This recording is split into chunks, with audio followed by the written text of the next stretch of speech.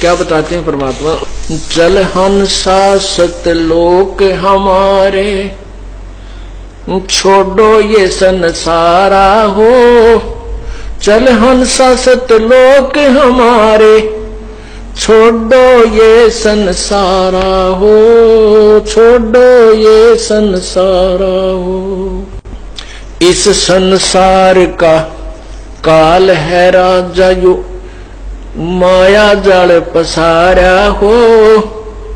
इस संसार का काल है राजा यो, माया जाल पसारा हो। 14 खंड इसके मुख में बसंत है, ये सबका करत आहारा हो, ये सबका करे आहारा हो। चल हंसा सतलोक हमारे, छोड़ो ये संसारा हो। चल हंसा सतलोक हमारे, छोड़ो ये संसारा हो, छोड़ो ये संसारा हो। जार बार कोई ला कर डारे, और फिर दे अवतारा हो। जार बार कोई ला कर डारे, फिर दे अवतारा हो। ब्रह्मा विष्णु शिव, ब्रह्मा विष्णु शिव तन धर आए, फिर और का कौन विचारा हो, और का कौन विचारा हो। चल हंसा सतलोक हमारे, छोड़ो ये संसारा हो। चल हंसा सतलोक हमारे, छोड़ो ये संसारा हो, छोड़ो ये संसारा हो। सुर नर मुनि जन सब छल बल मारे, 84 में डारा हो।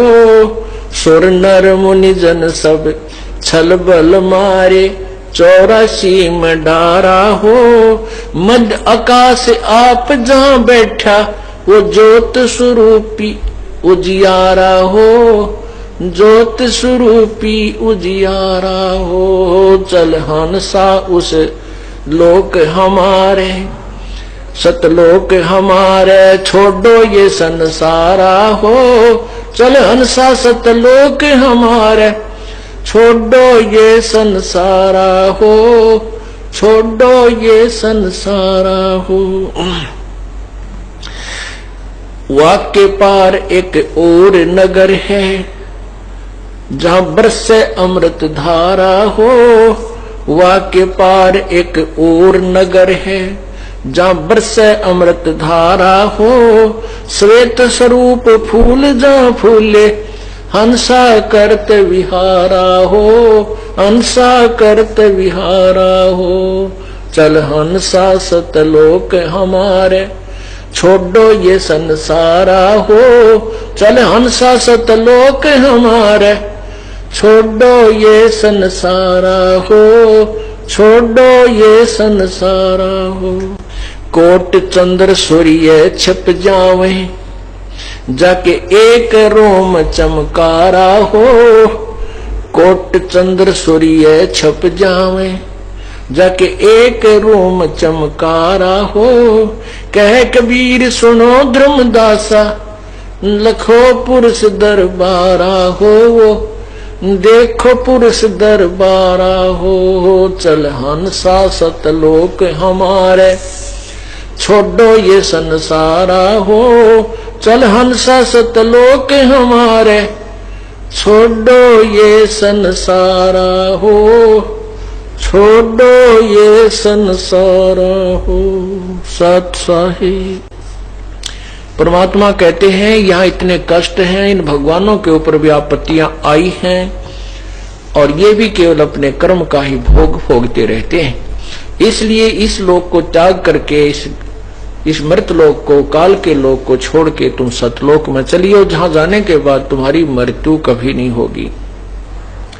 जिसके विषय में पवित्र गीता जी अध्याय नंबर 15 के श्लोक 4 में कहा है कि तत्व ज्ञान प्राप्त होने के उपरांत उस तत्वदर्शी के द्वारा ये तत्व ज्ञान का भेद समझकर उनके द्वारा बताई भक्ति को करते हुए उसके बाद उस परमेश्वर के उस परम पद यानी उस सतलोक की खोज करनी चाहिए, जहां जाने के बाद ये संसार फिर, ये प्राणी साधक फिर संसार में लौटकर नहीं आते। और गीता ज्ञानदाता कहता है कि जिस परमेश्वर से सारे ब्रह्मांडों की रचना हुई, अर्थात जिसने सबकी सृष्टि की है, और खुद कहता है कि मैं भी उसी की शरण में हूं, मैं भी उसी की पूजा करता हूं, और उसी परमात्मा की पूजा सभी ने करनी चाहिए। जहां जाने के बाद प्राणी फिर लौटकर संसार में नहीं आते।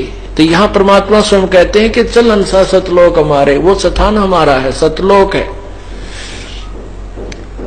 और अब क्या बताते हैं कि इस संसार का काल है राजा, जिन यो माया जाल फसारा हो, यो कर्मों की माया बंधन बांधकर कर्म जाल फसारा हो, और 14 खंड जाके मुख बसते हैं, सबका करत आहारा हो। ये सभी 14 लोकों में, 21 ब्रह्मांडों में जितने भी प्राणी हैं, सबका आहार करता है, सबको खाता है। कहते हैं जार बार कोयला कर डारा फिर दे अवतारा हो।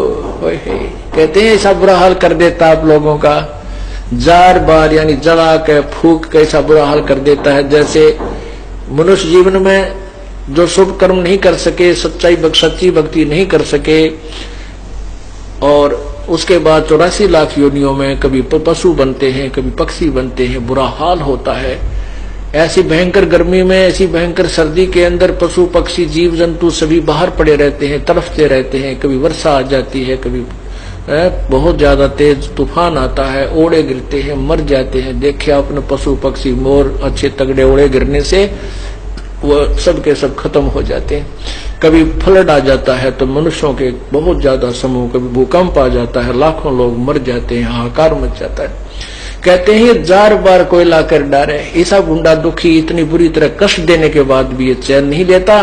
कहते हैं फिर जन्म देता ही रहता है। जार बार कोयला कर डारे फिर दे अवतारा हो। और ब्रह्मा विष्णु शिव जी तन धर्याए, इनकी भी जन्म मृत्यु होती है, तो और का कौन विचारा हो। जिनको तुम भगवान माने बैठे हो ये भी दुर्गति को प्राप्त होते हैं, तो और की के विचार करें, तुम कितने सुखी हो सकते हो। यहां पर कहते हैं सुरनर मुनिजन छलबल मारे 84 में डारा हो।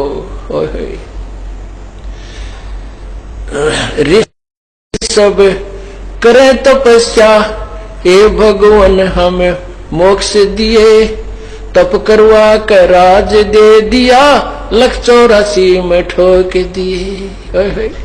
तो यही भगवान बता रहे हैं कि ऋषि मुनि बेचारे अपनी सिर धड़की बाजी लगाकर साधना करते हैं, लेकिन तत्वदर्शी संत इनको ना मिलने से ये वेदों के अनुसार स्वयं निष्कर्ष निकाल लेते हैं कि ओम नाम का जाप और मेडिटेशन करना ही मोक्ष का मार्ग है।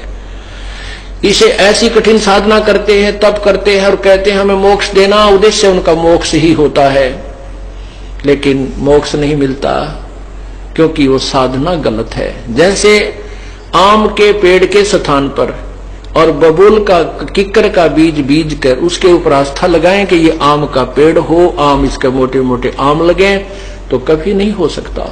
इसलिए हम साधना काल की करते हैं, शास्त्र विरुद्ध करते हैं। वो शास्त्र विरुद्ध साधना से कोई लाभ नहीं होता, क्योंकि गीता जी अध्याय नंबर 16 के मंत्र 23 में स्पष्ट किया है कि शास्त्र विधि को त्याग कर जो मनमानी पूजाएं करते, मनमाना आचरण करते हैं, उनको ना तो कोई सुख हो, ना उनकी गति हो, ना कोई कार्य सिद्ध हो, ना कोई सिद्धि प्राप्त हो, अर्थात व्यर्थ है। तो यही कहते हैं कि सुरनर मुनिजन छलबल मारे और 84 में डारा हो, मध्य आकाश तहां आप जहां बैठा वो जो स्वरूप उजियारा हो। यो काल यानी 21 में ब्रह्मांडों के ऊपर जाके ये स्वयं गुप्त रहता। और परमात्मा कहते हैं वा के पार एक और नगर है, वा के पार एक और नगर है जहां वर्ष अमृत धारा हो। काल के लोक का जहां ये रहता है, इससे पार एक और स्थान है, अमर लोक है, सतलोक है, जहां पर परमात्मा की अमृत धारा अर्थात वहां पर सुख ही सुख है। और वहां की जो बताते हैं कि उस पूर्ण परमात्मा, अपनी महिमा आप ही गा रहे हैं कबीर जी, कि उस परमात्मा के एक रोमकूप में लाखों सूर्य, करोड़ों सूर्य भी शर्मिंदा हो जाते हैं, उनकी ज्योति भी कमजोर रह जाती है। वो ऐसा उस परमात्मा की महिमा है, ऐसे वो शक्तिवान है, वहां इनका तेजो में शरीर है। तो वहां चलिए, वहां जाने से आपको पूर्ण सुख होगा। इसलिए पुण्यात्मा, आप पहली कक्षा में, कोई प्रथम कक्षा का बच्चा है, कोई द्वितीय का, कोई तीसरी का, कोई चौथी का, यानी अभी अभी आप लगे हो इस मार्ग पर, क्योंकि 12-13 साल ही इस मार्ग को प्रारंभ किए हुए हैं। 14 वर्ष हो गए हैं, जिसमें 2 वर्ष खंड हो गए, क्योंकि हमारा बीच में ये बाधा आ गई थी, कोई कारण था, प्रभु की लीला थी। तो 12 वर्ष ही हम यहाँ आपका प्रचार कर पाए हैं प्रभु की महिमा का, और इसमें पुण्यात्माओं ने बहुत अच्छा समझा भी है।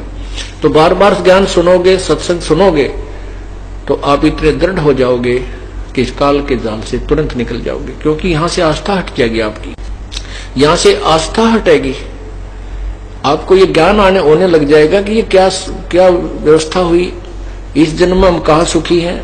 मान लीजिए बड़ी बात करते हैं, अगला मनुष्य जन्म फिर हो गया, फिर ये प्रोसीजर शुरू, फिर हो गया, फिर ये प्रोसीजर शुरू, और फिर ये यहाँ का नियम है कि 84 लाख योनियों में भी जाना ही पड़ेगा जब पुण्य समाप्त हो जाएंगे।